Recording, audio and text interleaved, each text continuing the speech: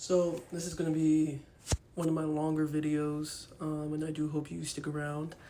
But with the clear constitutional crisis that we're having because Donald Trump is blatantly ignoring the Supreme Court, because the Republicans in both the House and the Senate do not want to act because Republicans all over the country, attorney generals, governors, have all showed their bellies. They're all rolling over for Trump. I have a few things to say about this, right? Just a few things from what I observed. Number one, there's this huge surge of people being like, well, Bernie's the answer. No, he's not. There's a reason he couldn't beat Hillary in the primary, and you guys are going to be like, oh no, he lost. He didn't have the numbers in key states. That's it. That's it. That is it. Right? And then even if he did, he lost again in 2020. He is not the Dark Knight to save you in 2028 when he's even older and even more out of touch. So the rallies are maybe they're good for morale, but they need to stop. The thought that Bernie is going to be helpful to anybody besides Bernie is crazy. That's one.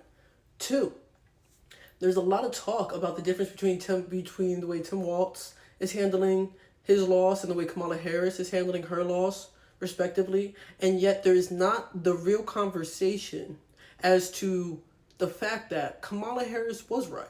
And you guys are like, well, we shouldn't be saying, well, she was right. No, we need to be saying that. Why?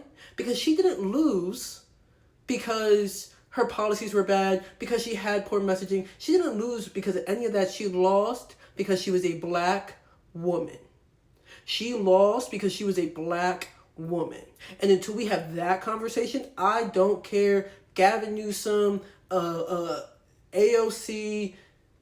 even Tim Walz, they're not going to be a big enough fix. No one's going to be a big enough fix, but they're not even going to be the step in the right direction in 2028.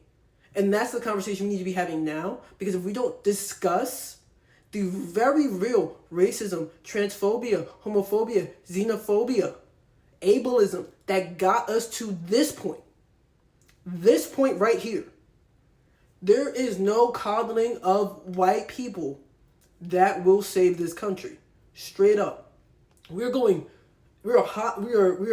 head first into fascism. And so for all of the never Kamala leftists that were like, I want it to get worse, I want people to suffer. Well, congratulations. You got exactly what you wanted. So I want to see all of those people to the front. I want to hear all of their great ideas to get us out of fascism, because you got exactly what you wanted. This country is going to heck in a handbasket. And you got exactly what you wanted. So I don't want to hear any crybabies. I don't want to hear any of them. I don't want to hear any of it. For real. And here's the biggest thing, right? There's so much talk around Gen Z boys, Gen Z men becoming more right wing. And let's talk about that. Because if you think they're becoming more right wing, and it's because people aren't talking directly to them, and not because they're homophobic, not because they're sexist, not because they're racist, and these are real issues that we used to be able to tackle in the classroom, that we used to be able to tackle in society, right? Because we are demonizing our children, because we are removing their third spaces, because we have COVID happened and we've done nothing to as a society to regulate and to teach these kids how to socialize. We're just like, well, that's their parents' job, knowing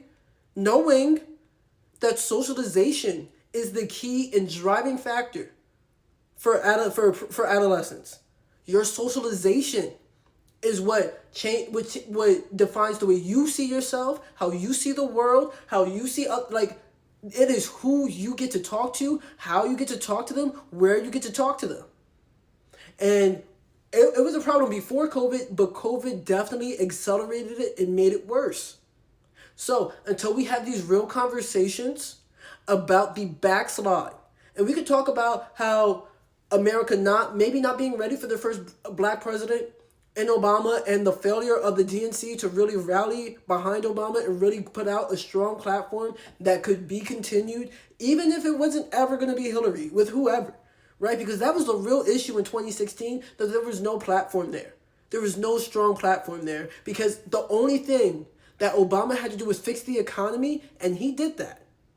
And he did that, right? We can have very real conversations, I think, around America being a war-hungry nation and every president being complicit in that. But I think if you want to focus on Clinton and Obama without talking about how George W. Bush is the one that created ICE, that George W. Bush did the Patriot Act that is being enforced right now to spy on you, me, veterans, anybody, right? If you want to do that without talking about George W. Bush, you are disingenuous. You are not serious. I don't want to hear from you. I don't. So if we're going to have a real conversation at any point moving forward, right, I will only be having conversations including all of the facts. All of the facts. Let's stop we're like, why won't Democrats do something? You guys have never asked, why are Republicans okay with this? When Mitt Romney said that this is too far, you guys have crossed the line, you guys are doing too much. Yeah, he rolled over several times, but that is a point that he kept coming back to. When Chris Christie said this is too much, you have gone too far. When John McCain's daughter said that, and you guys allowed Trump to make them seem like they were some type of centrist, like these people were some type of liberal in any capacity, we had lost the plot then and there. So I would like to have real conversations about this. I would like us to open our minds and open our eyes to the very real possibilities. But in order to do that, we have to accept the very real reality of where we live in, right? The fact that, and there's so many different ways we can go about it, right? The fact that the trans athlete debate has taken over the media in such a way as if you guys even cared about women's sports before this is crazy. As if there's even enough trans athletes to make a difference in any sport is crazy. The fact that we allow, and we have allowed anti-vaxxers to get such steam, to get such platforms, is insane. There's some things that we need to start calling out and start saying, that's bad, that's wrong, no more of that, and shut it down. Okay? So, I don't know. I really don't know here. I think there's so many different points that we can talk about here. There's so many different points we can talk about. So many. Right? When we started discrediting teachers and saying that you know what your child needs to learn, you don't. That's why you're not an educator. Right? So there's a lot that needs to be corrected here.